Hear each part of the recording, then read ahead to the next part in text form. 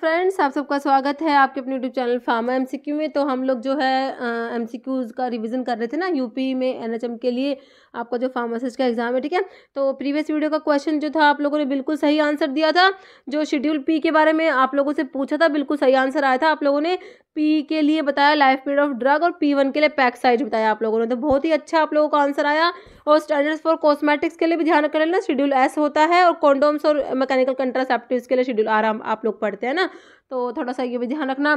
तो बिल्कुल सही आप लोगों का आंसर आया। अभी हमारे आज के क्वेश्चंस हम लोग देख लेते हैं। ओके, तो देखिए क्वेश्चन है आपका, number of ATP produced when a molecule of acetyl CoA is oxidised through citric acid cycle. Citric acid cycle से आप लोगों को क्वेश्चन है। सिट्रिक एसिड साइकिल जो होती है इसको क्रेब साइकिल भी बोलते हैं, है ना। और क्या बोलते हैं, try carboxylic acid cycle, TCA cycle, try carboxylic acid cycle भी बोलते हैं। तो इसमें जो पूछा आप लोगों से कितने एटीपी प्रोड्यूस होते हैं जब एक मॉलिक्यूल जो है एसिटाइल कोएंजाइम एक ऑक्सीडाइज होता है सिट्रिक एसिड साइकिल के थ्रू। तो इसमें आपके जो होते हैं 12 एटीपी होते हैं, तो ऑप्शन जो है आपका 1 राइट हो जाएगा, 12। ओके, क्वेश्चन आपका नेक्स्ट है, inulin clearance is a measure of, ठीक है। क्वेश्चन भी बहुत बार एग्जाम में रिपीट होता है, तो GFR आपका हो जाएगा ऑप्शन 1, ग्लोमेरुलर फिल्टरेशन रेट आपका आंसर हो जाएगा। क्वेश्चन आपका नेक्स्ट है, OTC ड्रग आर, ठीक है। OTC का फुल फॉर्म भी कई बार पूछ लेते हैं। ओवर द काउंटर ड्रग जो होती है ना, ओवर द काउंटर ड्रग जो होती है उनको OTC ड्रग बोलते हैं। अगर कई बार ना इसकी फुल फॉर्म भी पूछते हैं, तो ये क्या होती है, ये ओवर द काउंटर जो ड्रग होती है नॉन प्रिस्क्रिप्शन ड्रग होती है ना, तो आपका आंसर ना ऑप्शन डी हो जाएगा इसका, नॉन प्रिस्क्रिप्शन ड्रग। इनके लिए कोई प्रिस्क्रिप्शन की जरूरत नहीं होती OTC ड्रग्स के लिए।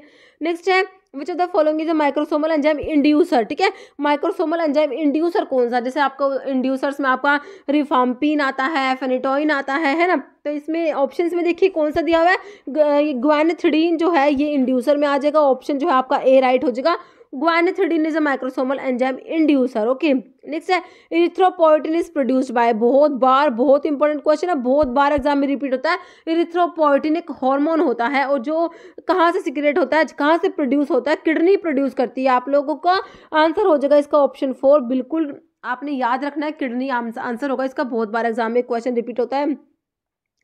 नेक्स्ट है, फिलेरियासिस इज कोज्ड बाय, तो फिलेरियासिस जो है इसका कोस्टिव ऑर्गेनिज्म आप लोगों से पूछा है। तो फिलेरियासिस का कोस्टिव ऑर्गेनिज्म होता है वुचेरिया बैंक्रॉफ्टी होता है, जो आपको ऑप्शन बी में दिया है। Wuchereria bancrofti is the positive organism of filariasis. Filariasis के लिए ड्रग ऑफ चॉइस मैंने आप लोगों को बता रखी है, कौन सी बता रखी है, डाईइथाइल कार्बामाजिन, जिसका ब्रांड नेम होता है हिट्राजन। कई बार पूछेंगे हिट्राजन ड्रग किस में यूज करते हैं, तो फिलेरियासिस के लिए यूज करते हैं। ओके, आपका नेक्स्ट क्वेश्चन है, ELISA test is use for screening, तो एलिसा टेस्ट जो होता है किसके लिए यूज करते हैं, ऑप्शन देख लीजिए। तो ये पढ़ते हैं ना किसके लिए, एड्स के लिए पढ़ते हैं। ऑप्शन बी आपका हो जाएगा एड्स। ओके, क्वेश्चन नेक्स्ट है, अनसैचुरेटेड फैटी एसिड, ठीक है। अनसैचुरेटेड मतलब क्या, अनसैचुरेशन प्रेजेंट है, मतलब क्या, अनसैचुरेशन का मतलब क्या है, डबल बॉन्ड प्रेजेंट होता है ना।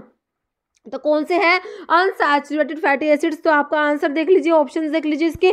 तो लिनोलिक एसिड जो होता है ये अनसैचुरेटेड फैटी एसिड में आता है। लिनोलिक एसिड होता है, लिनोलिनिक एसिड भी होता है, लिनोलिनिक एसिड भी होता है, और एकिडोनिक एसिड होता है, ओलिक एसिड होता है। ये आपके अनसैचुरेटेड फैटी एसिड में आते हैं जिनमें डबल बॉन्ड प्रेजेंट होता है। ओके, नेक्स्ट क्वेश्चन है आपका, Mantoux test is used for diagnosis of, तो मानटोक्स टेस्ट है किसकी डायग्नोसिस के लिए यूज करते हैं, बताना है आपने। तो टीबी जो होता है, ट्यूबरकुलोसिस जो होता है, उसकी डायग्नोसिस के लिए मानटोक्स टेस्ट पढ़ते हैं। ओके, जो टाइफाइड जो है इसके लिए कौन सा टेस्ट होता है, जल्दी से कमेंट में लिख दीजिएगा, टाइफाइड के लिए कौन सा टेस्ट आप लोग पढ़ते हैं। नेक्स्ट है, हिट्राजन ड्रग इज यूज्ड, मैंने आपको बताया था अभी हिट्राजन का ऐसे आता है। हिट्राजन ड्रग को किस में यूज करते हैं, जो डाईइथाइल कार्बामाजिन जो होता है ना, वही है ये। तो किस में बताया मैंने आपको, फिलेरियासिस के लिए अभी बताया था। ऑप्शन जो है आपका ए हो जाएगा, फिलेरियासिस। ओके, जैसे trachoma is the chronic infection of, देखिए ट्रैकोमा जो होता है इसका पॉजिटिव ऑर्गेनिज्म होता है क्लेमाइडिया ट्रैकोमैटिस जो है इसका पॉजिटिव ऑर्गेनिज्म होता है। तो ये किसकी मतलब कि किसका इन्फेक्शन होता है, इसमें आई की डिजीज है। ट्रैकोमा जो है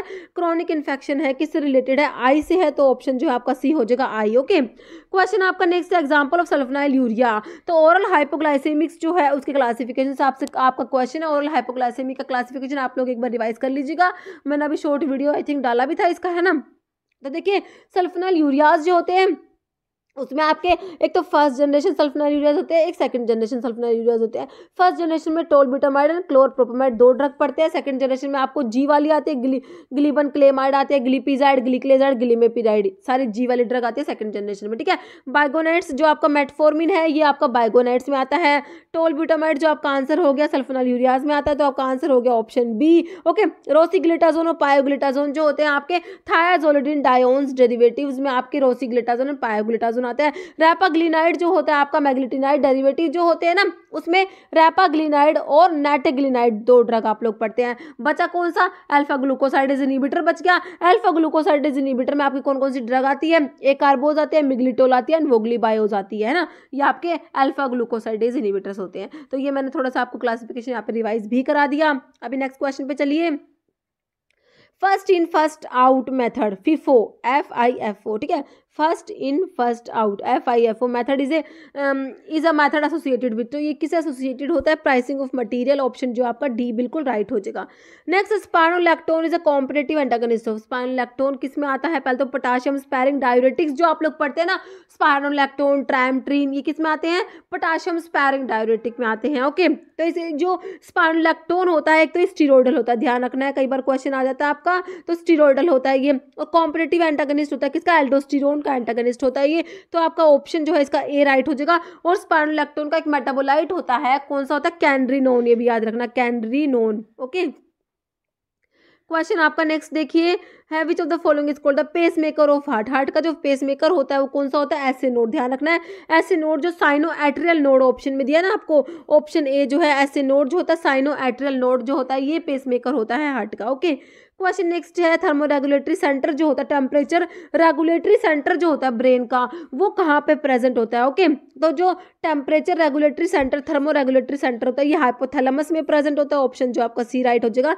hypothalamus. Next, minimum number of physician required in the pharmacy and therapeutic committee, PTC committee जो होती है, फार्मेसी एंड थेरेप्यूटिक कमेटी, उसमें मिनिमम नंबर ऑफ फिजिशियन, कितने फिजिशियन है ये आपसे पूछा है, तो इसका आंसर दिया हुआ है, देखिए ऑप्शन ए दिया हुआ है 3 फिजिशियन। ओके, क्वेश्चन आपका नेक्स्ट है, normal level of calcium in blood plasma, ठीक है, कैल्शियम का नॉर्मल लेवल आप लोगों से पूछा है, तो ये कुछ क्वेश्चन होते हैं जो याद करने के ही होते हैं, ठीक है, तो आपका ऑप्शन ए हो जाएगा 9 to 11 mg per 100 ml। Okay, next question है आपका, route of administration for heparin and warfarin, heparin and warfarin. Heparin हमें पता है पेरेंटल एंटीकोएगुलेंट में आपका हिपैरिन आता है, वॉरफेरिन हमें पता है वॉरफेरिन जो होता है ओरल एंटीकोएगुलेंट्स में आता है। ओके, तो रूट ऑफ एडमिनिस्ट्रेशन क्या हो गया?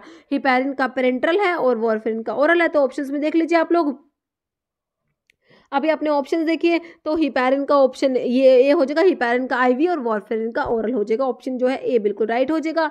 नेक्स्ट क्वेश्चन है, which of the following anti depressant is a selective serotonin reuptake inhibitor, SSRI पे आपका क्वेश्चन है, सेलेक्टिव सीरोटोनिन रीअपटेक इनहिबिटर में कौन कौन सी ड्रग आती है? कौन सी आती है? Fluoxetine, fluvoxamine, sertraline, citalopram, escitalopram and paroxetine, these all are SSRIs, selective serotonin reuptake inhibitors होते हैं। तो आपका इसका आंसर क्या हो गया? ऑप्शन डी हो जाएगा, फ्लॉक्सिटिन हो जाएगा। Okay, फ्लॉक्सिटिन is SSRI।